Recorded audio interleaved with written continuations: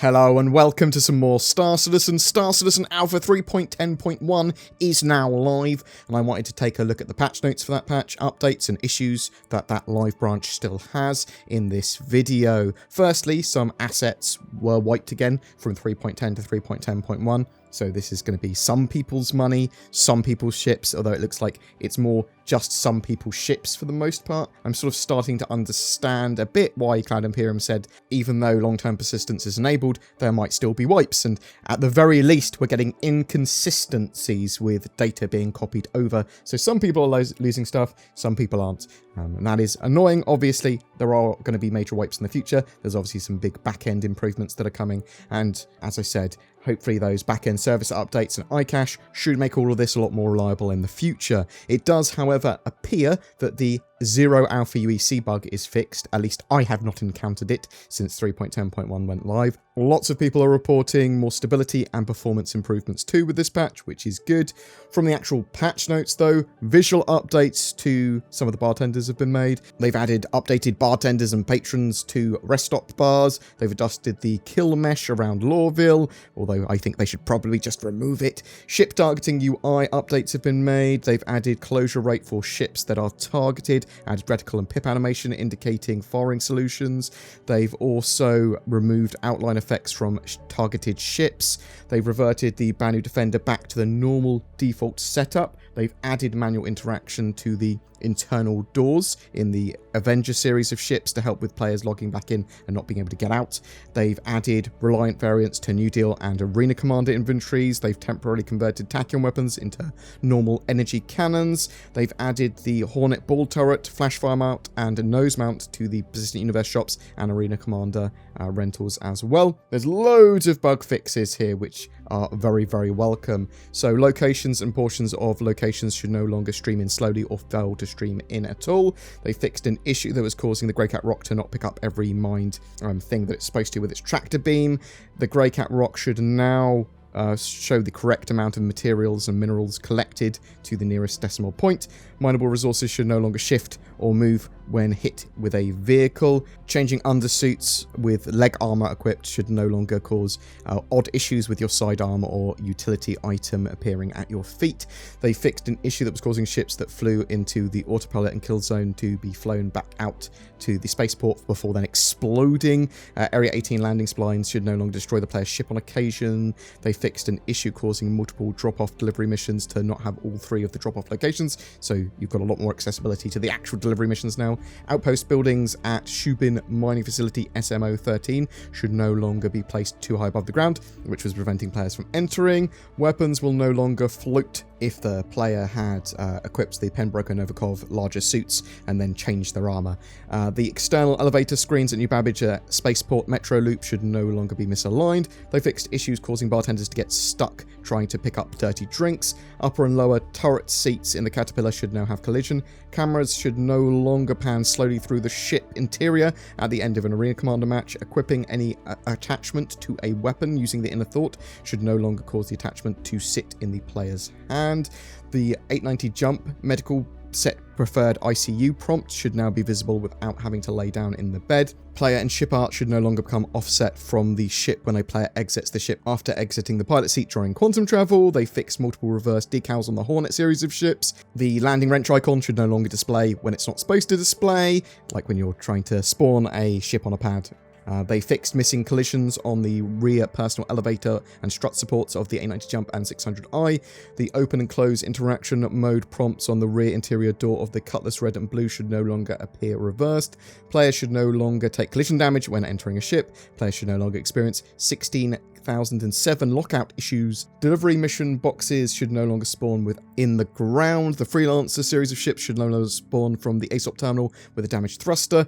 The buy UI should no longer become not selectable after selecting an item that the player can't afford. Players should no longer get teleported to a no trespassing zone when their ship is impounded at rest stops. They fixed 8 client and 9 server crashes, and various fixes for memory leaks, as well as hub and backend service crashes have been made as well. There is a long list of known issues, and part of the reason that this patch is actually live is to help triage and fix some of those issues in a live environment. So that'll be interesting to see. That obviously, sometimes the PTU is not always the best place to get fixes.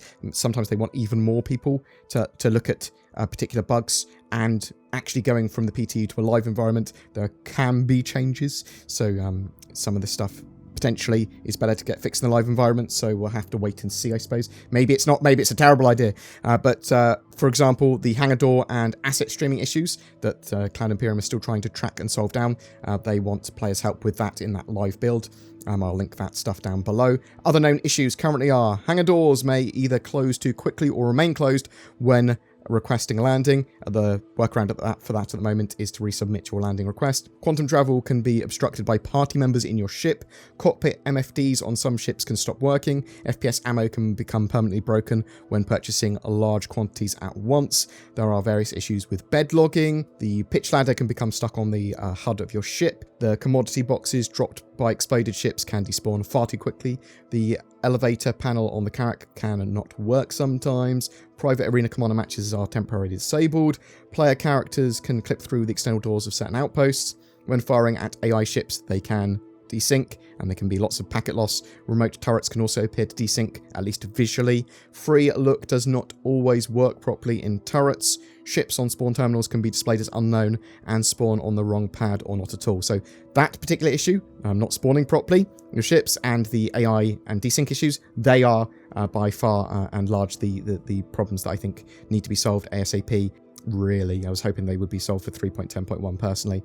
Crystals and large surface rock deposits sometimes vibrate and shake. Hammerhead atmospheric entry effects can clip through the interior of the ship. Ship holograms can take over 20 seconds to load the first time a player views one in the Vehicle Manager app or in Arena Commander.